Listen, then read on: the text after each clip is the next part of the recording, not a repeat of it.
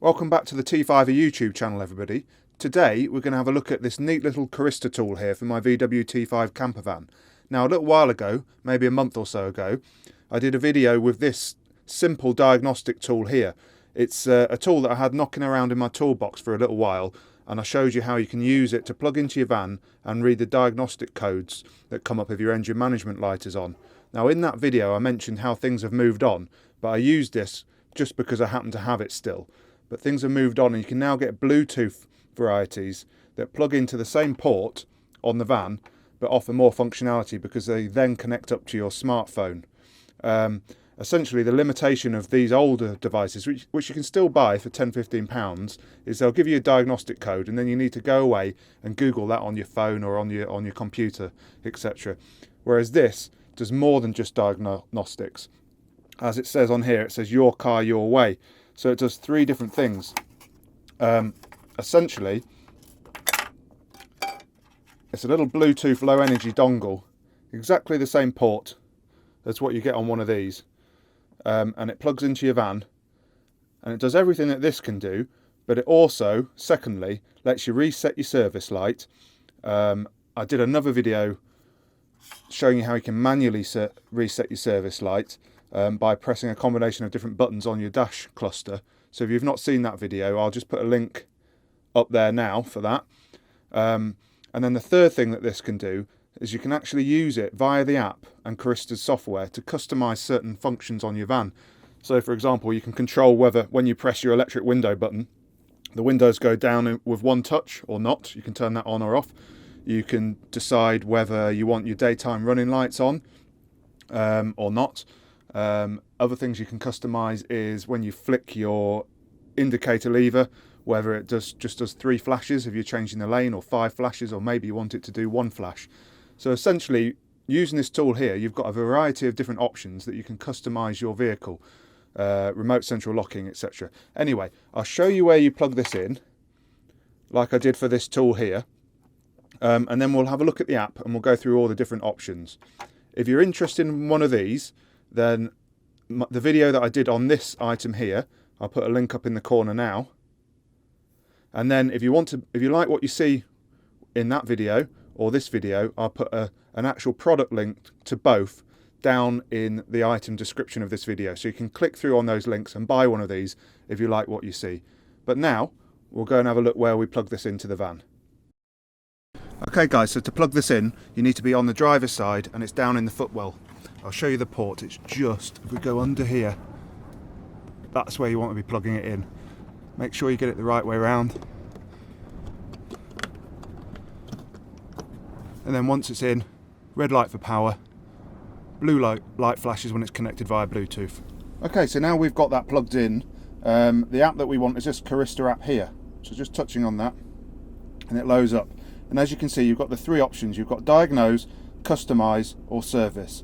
So diagnose is exactly what I was talking about, the same as that diagnostic scanner tool. It gives you the code and you can click through to Google to find out what the problem is. Service is an automated way of resetting your service light after you've serviced your vehicle, but what we're interested in today is this customize option here. So tapping on that, it does take a little while to connect.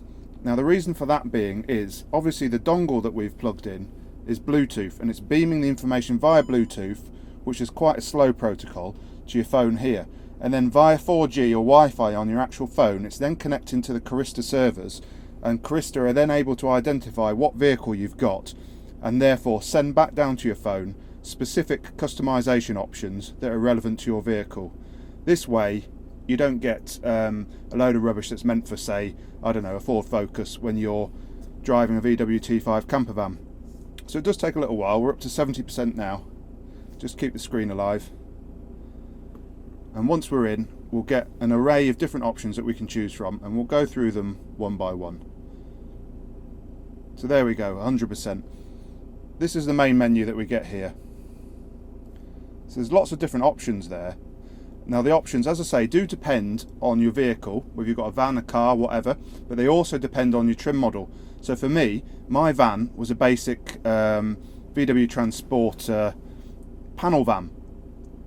It had the basic dash cluster I know some people have got the Highline variety or different varieties, and you'll get different options on your menu if that is the case. But let's go through what I've got one by one, starting with dings and warnings. So the only option we've got in this menu is the seatbelt warning. So this is the annoying beep that comes on if you drive away and somebody hasn't got their seatbelt on. So I've got that enabled. You might choose yourself to have that turned off. Going to instrument display and navigation, I haven't got a multifunctional display because mine's not the Highline, so those options are disabled. Going into language and units, this is where you can choose your country, so obviously Great Britain and English. You can choose whether your clock on your dash is 24 hours, the order of the date display, and whether you're metric or imperial, miles per gallon, etc. You might want that kilometres an hour, but I doubt it. But anyway, you can change that in there. Going through to lights coming, leaving home, so you can have your cornering, you can have coming home lights on or off. I've got them off, and you can go in and decide how long you want your coming home lights to stay on for, up to 60 seconds. So it's giving you all the options that VW have got access to that you as an owner normally haven't. You can decide whether you leave your fog lights as your coming home lights or your dipped, your low beam, for example. So coming back into the next options, we have got daytime running lights, whether you want to have them on or off during the day. Lights exterior, so we've got, this is where I was talking about how many flashes you get when you flick your indicator. So you can have that up to 5. Obviously if you want to change these, you choose what you want and click save. Other bits and pieces in that menu there, so for example flash hazard lights in emergency stopping, so I've got that turned on. So if I slam on my brakes, it will automatically flash the hazard lights, which is a useful safety feature. Other bits in there that you might choose. Interior lights, so we can decide here whether the lights are going to come on when we take the key out, when we turn the engine off. So this is your interior courtesy lights. It's nice to have them on, especially in the winter, so you can see what you're doing when you get out of the car. Going back to locking automatics, so there is methods here to make your doors auto lock when you move off. I actually don't want that, so I've got that turned off, but you can have that so it locks automatically when you drive away. Going to locking, beep and blink, so this is whether it gives you a little bleep bleep when you press your locking button on your remote control, and whether it flashes your signal lights or not. You can customize all them to your taste. Going for mirrors, so we can activate the side mirror heaters, the defrost, when the rear window defroster is on. I've got barn doors and no rear window, so therefore I haven't got a rear window defroster, so that's set to no.